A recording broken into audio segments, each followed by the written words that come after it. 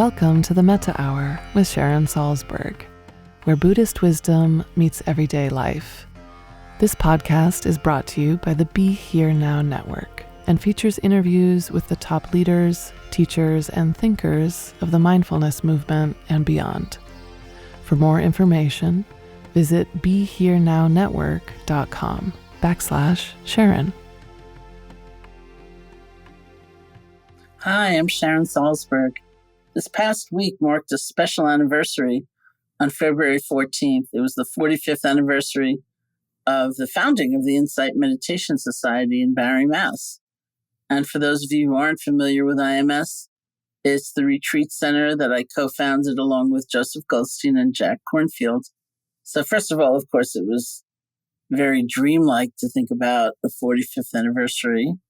Very dreamlike and strange, but it also elicited so much gratitude. And I thought of all the people who've come through or been affected by or had a friend who went, or these days, people who sit with us online, which has really expanded the reach tremendously.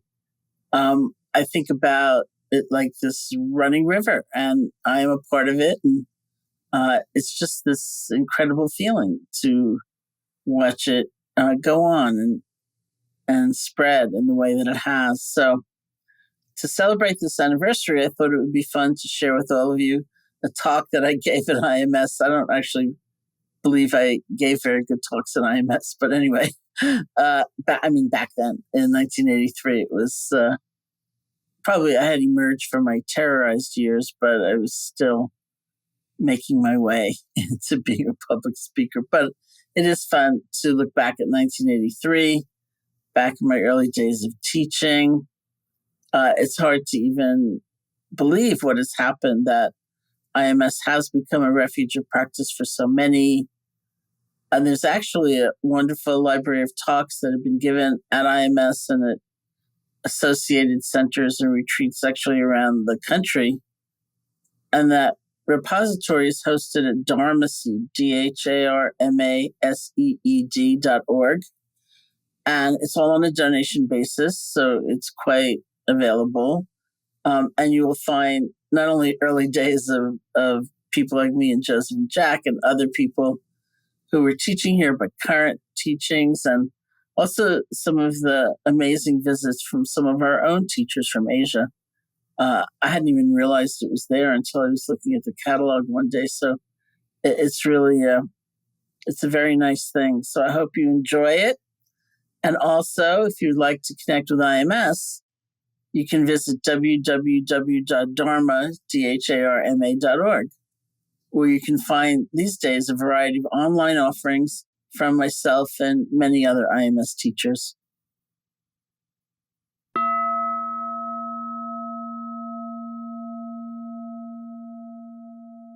Recently, a friend told me about a study that had been conducted on the effect of the qualities of intimacy and caring, the effect of those qualities on the quality of people's lives, on the richness and feeling of connectedness of people's lives. The study was conducted in a nursing home. What happened was that every resident of the nursing home was given a plant,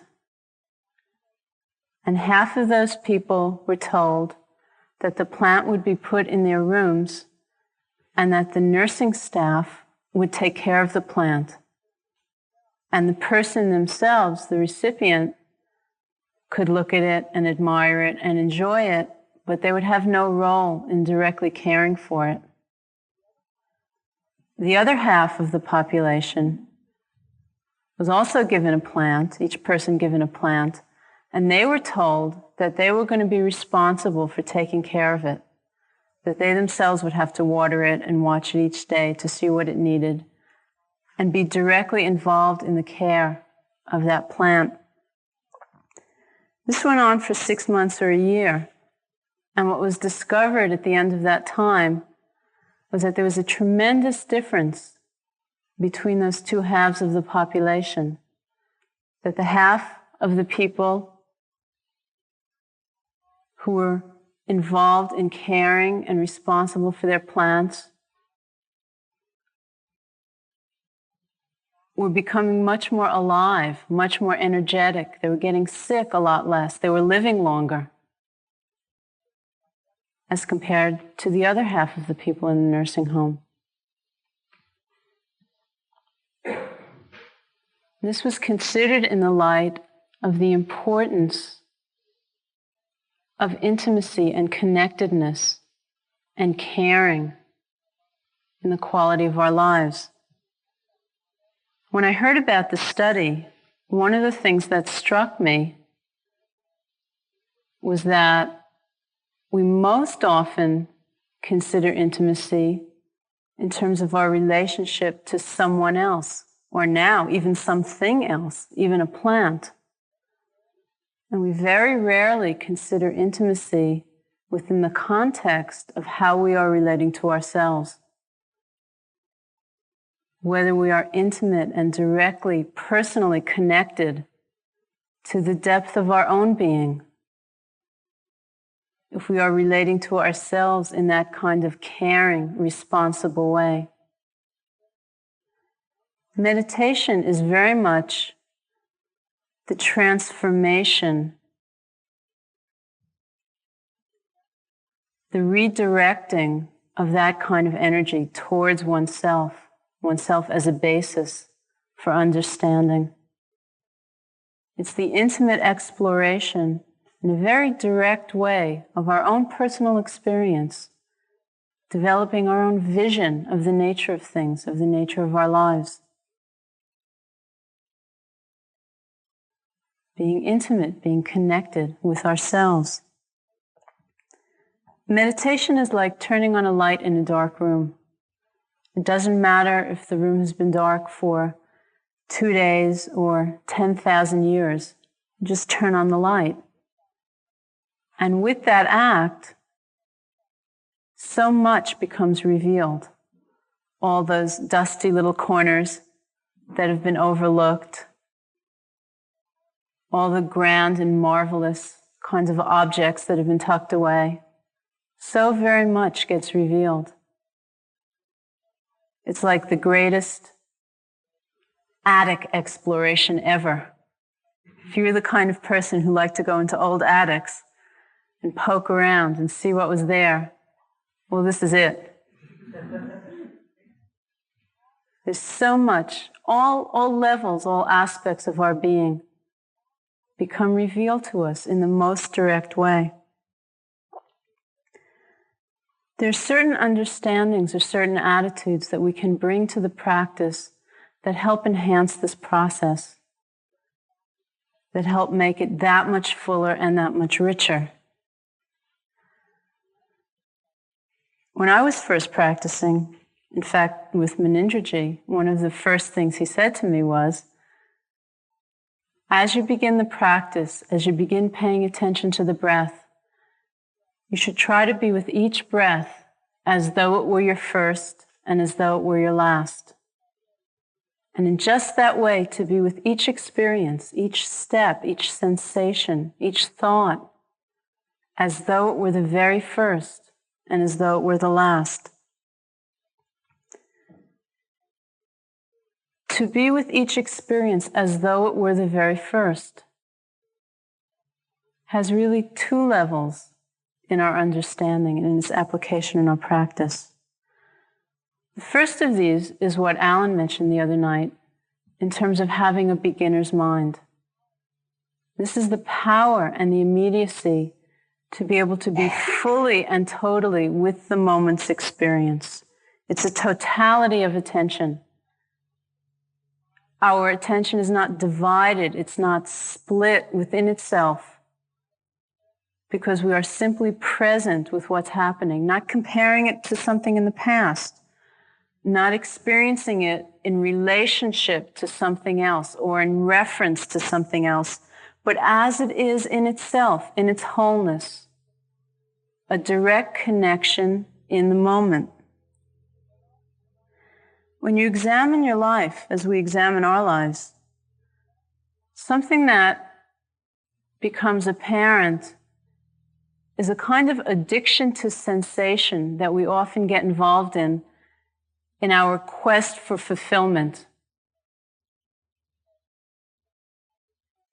As something happens in our lives,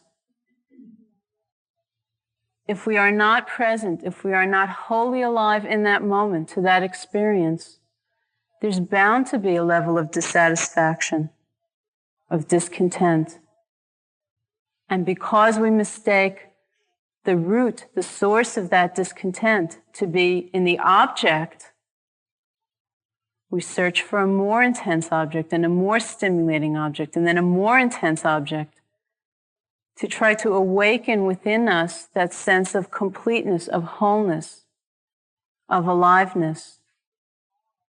And we become involved in what Robert Frost described in one of his last poems. We become involved in life as an interminable chain of longing. Wanting this and wanting that and longing for this and longing for that. As though what was present, what was arising genuinely in the moment, were never enough. If you think about just the simple kinds of things we experience here. You're eating a banana. Can you eat that banana as though it were for the very first time? You were exploring, you were experiencing that particular fruit. As opposed to the mind that says, I've had 9 million bananas. I wonder if they're going to serve bananas every afternoon. Joy, I wish they'd serve something else, and on and on and on and on. To return to the experience of the moment as though it were for the very first time. When we don't do this, when we don't pay attention, then there resides within us a wistfulness, an emptiness that can never be satisfied because we're looking in the wrong direction. This gives rise to the companion of the just-in-case syndrome, which is the if-only syndrome. If only they'd serve peanuts, then I would be happy. Or if only it hadn't turned warm today, then I would be happy. Or if only I could get this or that, then I would be happy.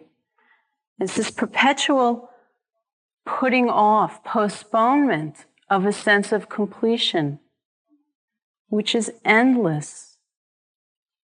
It's entangling. The only way out of it is to remove oneself from that chain of longing. When I was first doing this technique, and I was instructed, just as you've been instructed, to try to be mindful throughout the entire day, whatever the activity, to consider the mindfulness as something to be applied continuously in each moment, and to use the mental labels in as precise a way as possible. I found myself walking around this compound in India where we were practicing, using the mental notation of waiting, waiting, waiting, waiting, waiting, waiting, waiting, waiting, waiting, waiting. And one day, I just asked myself, what are you waiting for? And I realized that I was waiting for something important enough to happen, or powerful enough to happen, or exciting enough to happen for me to be aware of it. And I recognized that that was something I did and that many people do very often in their lives. We're in a state of waiting. We're on hold until we can wake up, until we can be alive. And it's very unfortunate to be caught in that syndrome.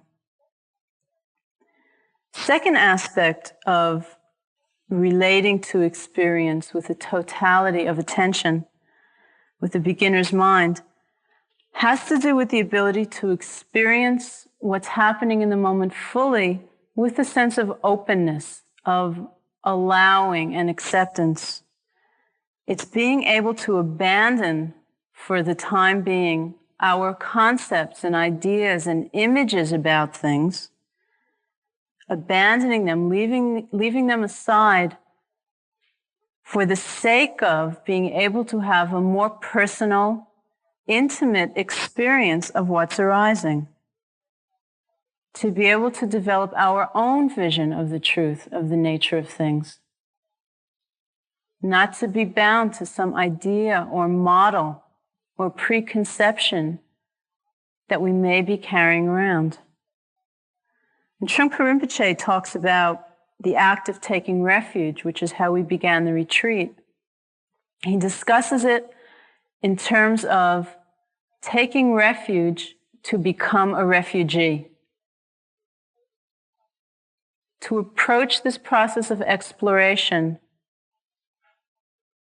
from the standpoint of not carrying around a lot of baggage, of not having a reference point back there somewhere to say, oh yes, I'm this or I'm that, but to be open, to be empty, to be born anew with the experience, not to be clutching and not to be holding on.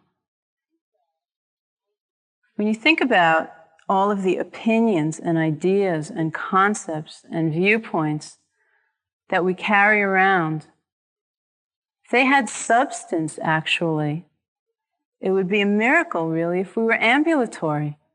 Just so much stuff, so many points of view.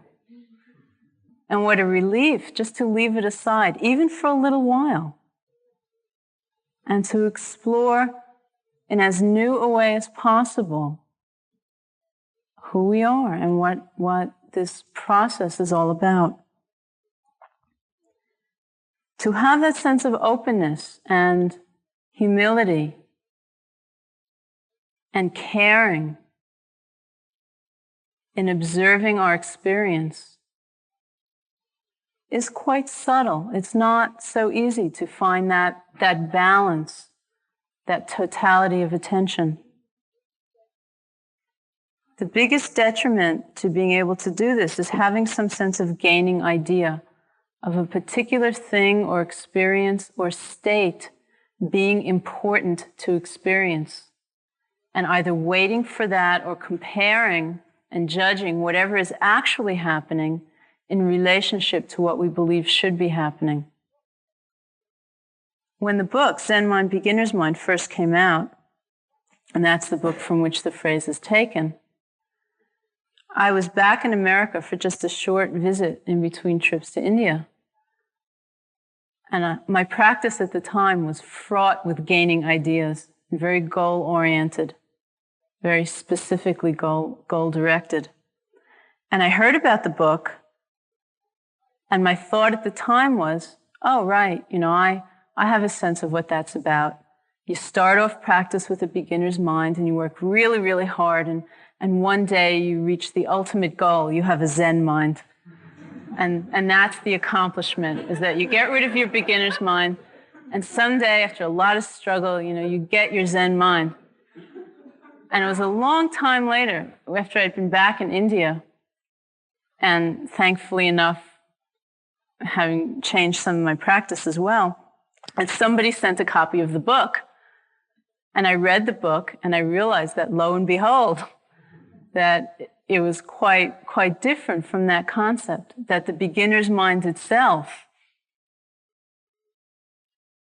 was, in a sense, a kind of attainment. And so that is what we work towards. That's what we work with, that attitude and that approach towards our experience. The second component of that, being with the breath or being with what is arising in the moment, as though it were for the last time, not to have a sense of complacency about our experience, but to be really at the forward edge of opening to it, of experiencing it fully. Everything we experience, our lives themselves, are so very fleeting, so transitory, and so very much out of our control, that a sense of complacency is out of place with the truth, with understanding. If you think, even just in being here, in these 3 or 4 days, how many mind states have you experienced? How often have they changed?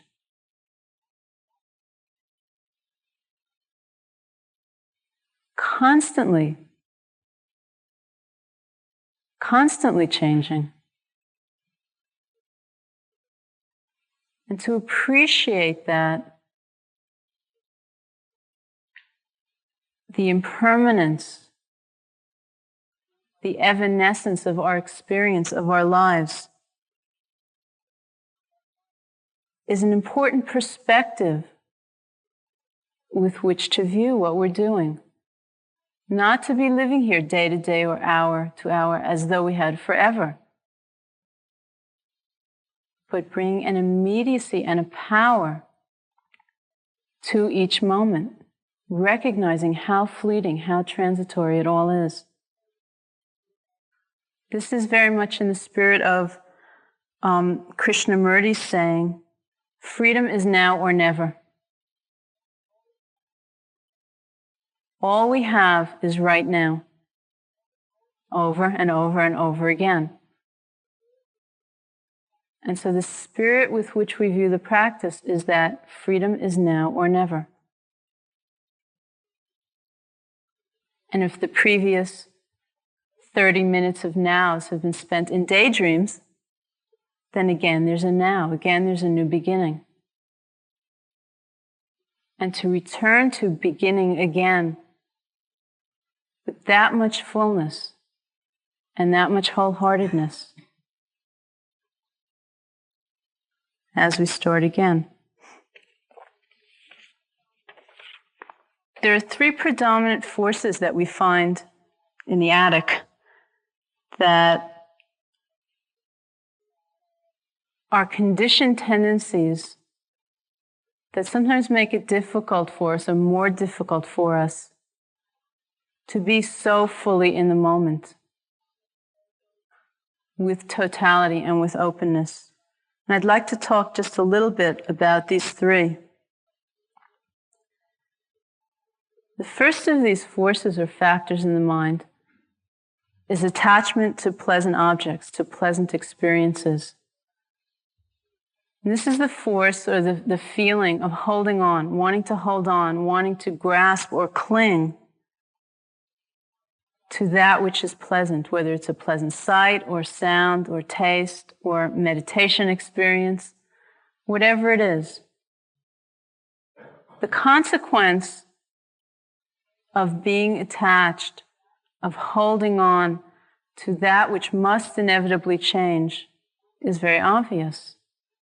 The Buddha used a simple example. He said that holding on to that which in its very nature is going to be impermanent is like grasping really tight onto a revolving wheel and just holding on for dear life onto this wheel.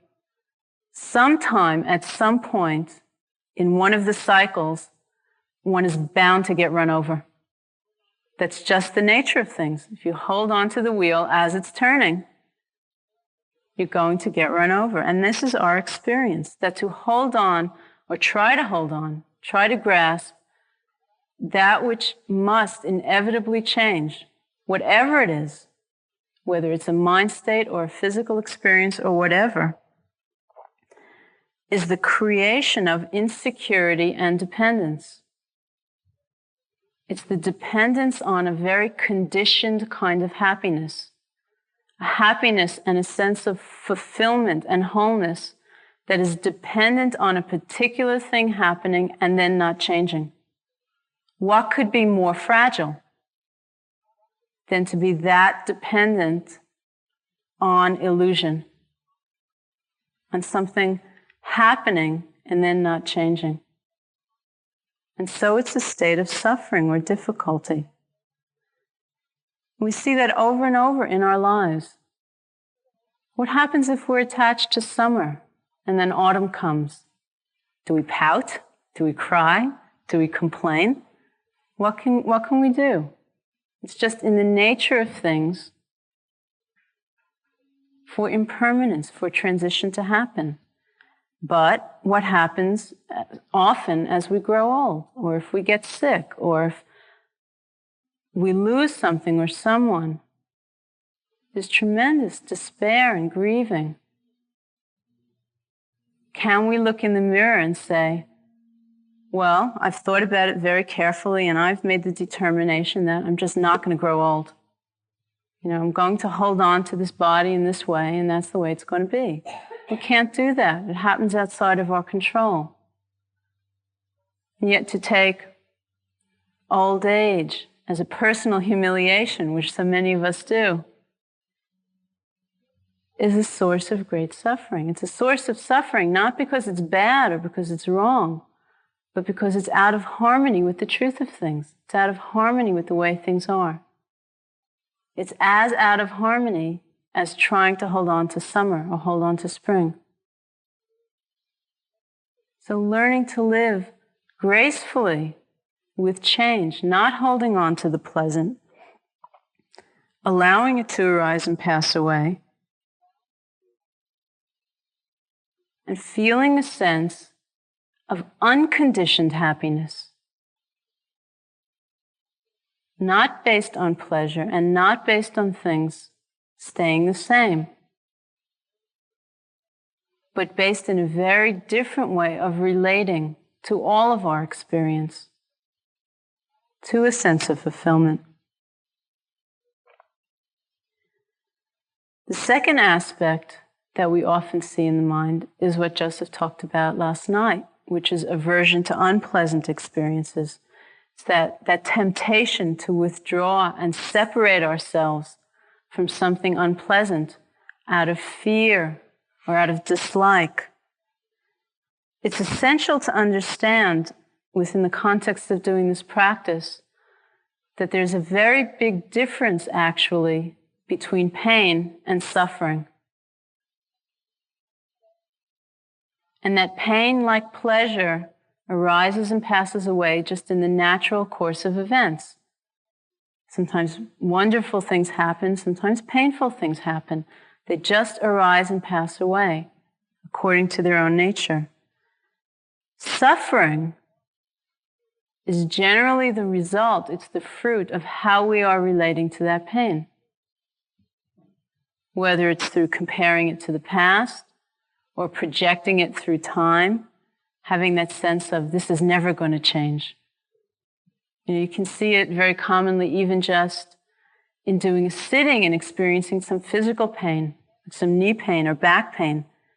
Right away there's that thought, there must be 45 minutes left to the sitting. I'm never going to make it. And with that thought, what happens?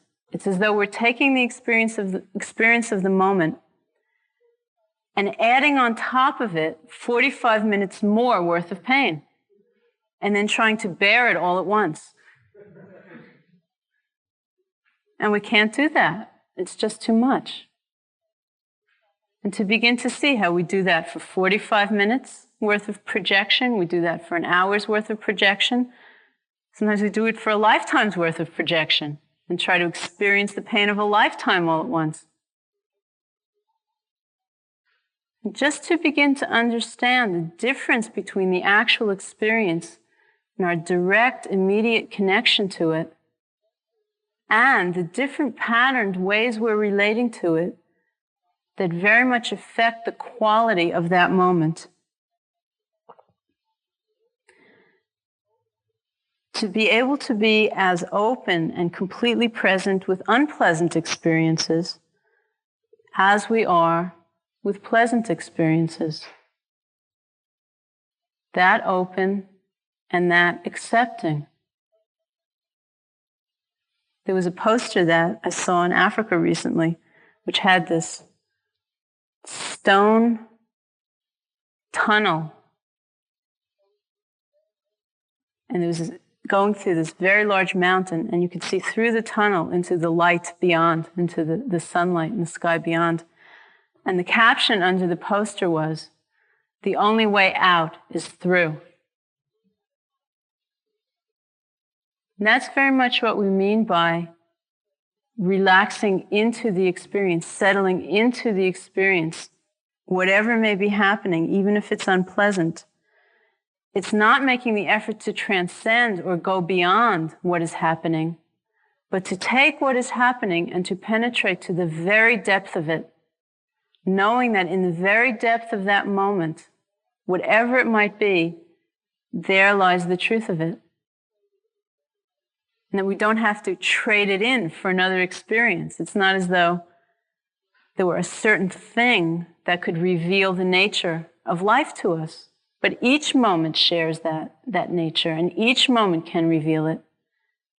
If we are willing to surrender enough to go completely to the depth of that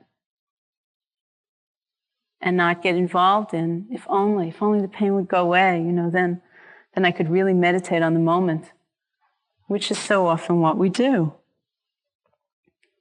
Again, having a sense of aversion, just in that sense, in that same way as having a sense of attachment, is not bad or wrong. It's not something to be judged or disliked. It's to begin to uncover the ways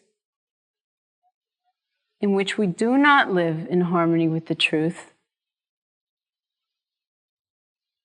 and then to reorient our sense of ourselves and our lives so that they are more in harmony with how things truly are.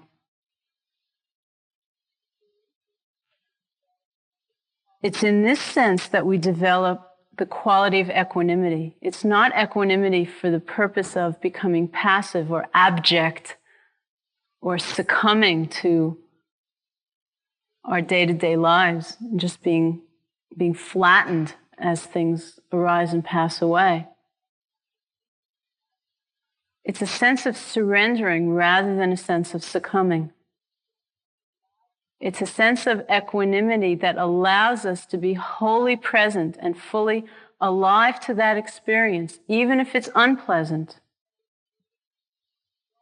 Because our conditioned tendency is to withdraw and pull away and to hide and to discard it or try to discard it. It's that sense of equanimity which allows us to be present enough to be able to embrace it, to be able to use that as well as a time for understanding. It's said that after the Buddha was enlightened, he was very reluctant to teach. And that, according to the legend, a celestial being appeared before him, urging him very much to teach for the sake of suffering humanity, to be able to relieve the difficulties that people were living with. And said that the Buddha used his psychic vision to survey the world, and that based on what he saw from that moment, he made the decision to teach. It's also said that what happened during that time for him as he surveyed the world was not even so much that he came in touch with the depth and the degree in which people were suffering. It wasn't that so much that aroused his compassion, but more the fact that what he saw was that everyone wanted to be happy, and that most people were going about trying to be happy in the most deluded ways imaginable.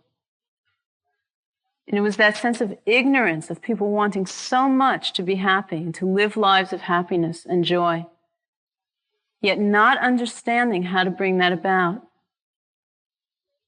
That is what so awakened his compassion, and it said, made him make the determination to teach. It's that understanding that the kinds of ways we have conventionally attempted to bring about a sense of joy or a sense of peace often simply do not work. Holding on to pleasant experiences. We think somehow that the harder we hold on, the more chance we have of making it stay. And yet it doesn't work. It has a lot of the same flavor as banging your head against the wall. Trying to push away unpleasant things, make them not happen. Again, it doesn't work. It's not conducive to a sense of harmony, a sense of wholeness. And so it's beginning to disentangle that web of conditioning and coming to a wholly new approach to ourselves and our experience.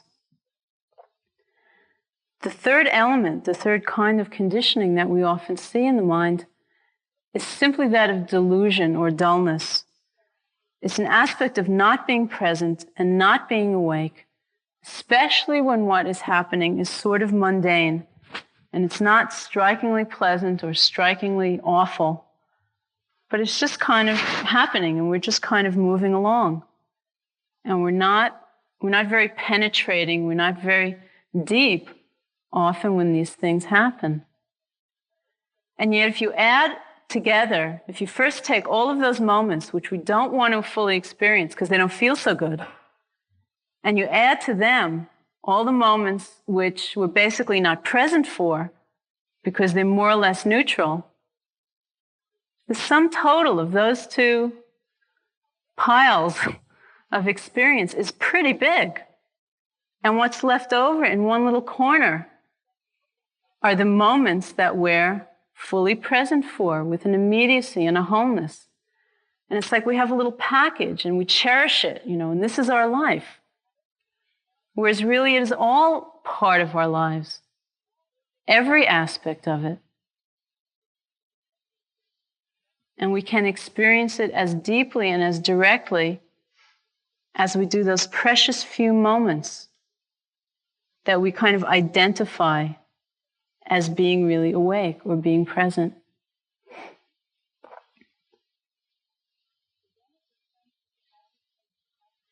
Again, it returns to having a sense of our direct experience and the understanding that each and every moment is equally valuable, whether it is painful or pleasant or neutral.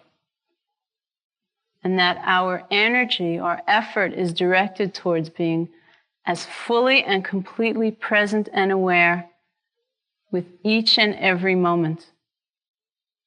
When I first went to India, it was 1970.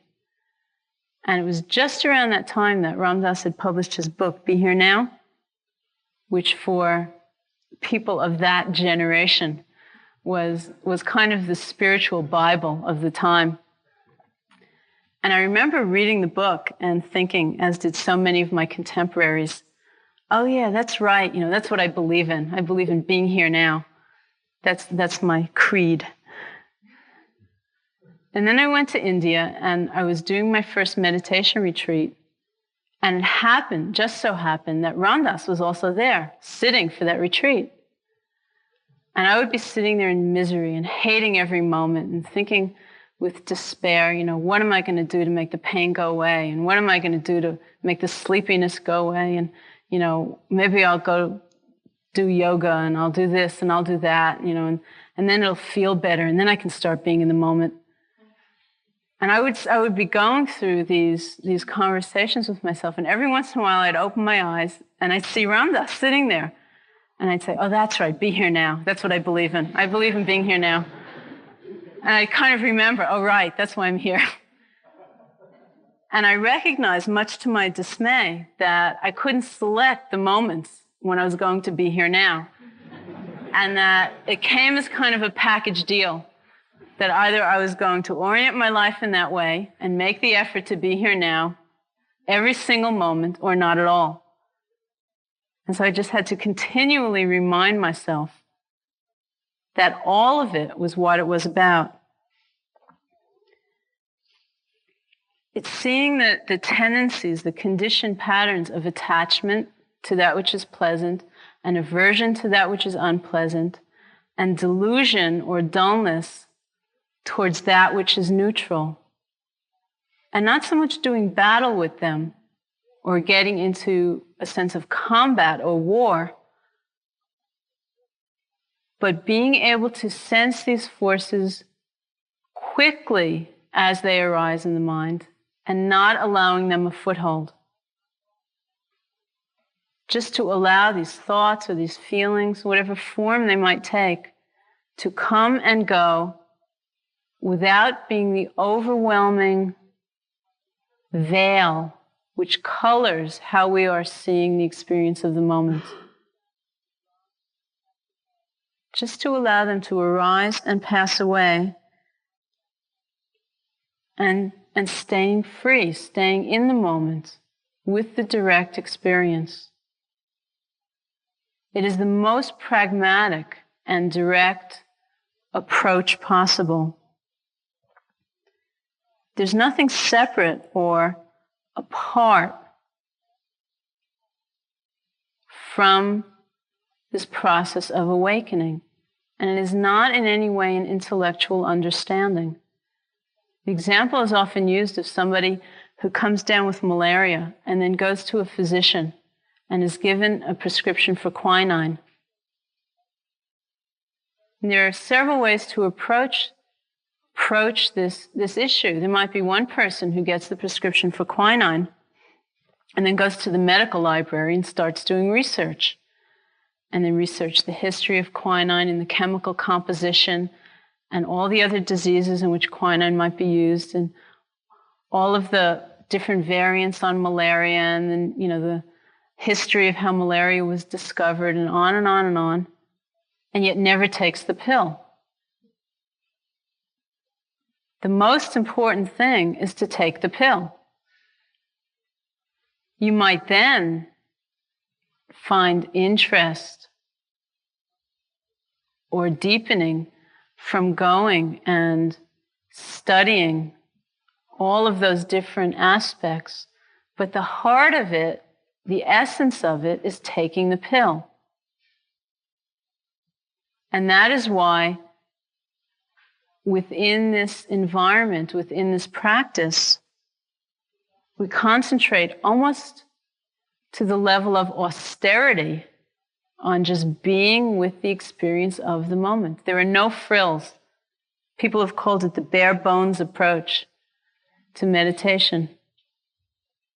It's the simple and direct returning over and over and over and over and over and over again to the present moment. And using that direct experience of the moment to form the basis for one's own understanding, to derive from what is revealed out of one's own experience a sense of what is true. And renewing that through the process of simply being aware on deeper and deeper levels of the nature of the reality that presents itself. There's a quote from the Japanese poet Ryokan. He says, "To find the Buddhist law, drift east and west, come and go, entrusting yourself to the waves." We entrust ourselves to the waves because each wave is an expression of the nature of water. And to uncover the nature of water, we don't have to look someplace apart from the waves. We can entrust ourselves to each wave, knowing that within it, at the very depth of it, we can come in touch with the nature of water or the nature of reality of our lives. And so the whole process is learning how to entrust ourselves to the waves, which is different than drowning and being possessed by the waves. And it's also different than kind of jumping in and thrashing about and struggling and pushing the waves away and trying to flatten them out. It's a very delicate and complete kind of balance. We can move gracefully with the waves, and not only move gracefully, but be awake enough and alert enough to be able to penetrate in that moment to what can be revealed about the nature of reality.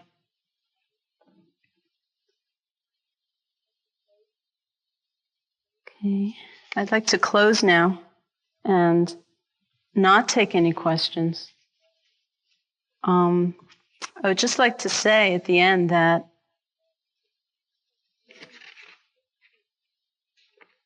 even in the simplicity of the practice, there is a lot of difficulty. It's not so very easy to come here and to develop or extend whole new ways of being and looking at ourselves and looking at our experience. It's quite difficult sometimes. Sometimes more than sometimes, sometimes a lot. And so it's important to have a great respect for the process and to understand that if there is difficulty, it's not because you are incapable of doing it, or everyone else is finding it easy, or there's something wrong, or there's something that should be different. It's difficult because it is difficult. And to have great respect for this undertaking and have respect for yourselves and for each other in making a commitment to this undertaking. You know, sometimes when you hear stories about the Buddha or saints in India or in any religious tradition, really, it sounds so glamorous. It sounds so wondrous. You hear stories about the Buddha on the night of his enlightenment, sitting under the Bodhi tree and being attacked by Mara, who's like the embodiment of struggle in modern day terms, and being attacked by visions of lust and desire and hatred and boredom and dullness and sleepiness. And it sounds so exciting and dramatic. You know, and you think it sounds so much better than, you know, I came to Barre and I sat there and my knee hurt and I fell asleep and I was full of desire and, you know, and yet it's the same process. It's not different. Or you hear stories about the desert fathers being attacked by demons of pride and the demons of lust and, you know, the demons of this and that. And it sounds, wow, what an undertaking to go off to the desert, you know, so austere, and to be able to withstand that kind of, you know, that kind of intensity. And it's not different. It's the same process that people have undertaken from time immemorial, probably, to come to a very different and deeper sense of understanding. And so I think it's important to afford the process and yourselves a good degree of respect in understanding that even though it doesn't sound so glamorous and doesn't sound as magnificent, it's very profound and very important. Okay, thank you. Hey folks, thanks for listening. To learn more about Sharon and her ongoing teaching schedule, as well as online courses and a free guided meditation, check out her website at SharonSalzberg.com.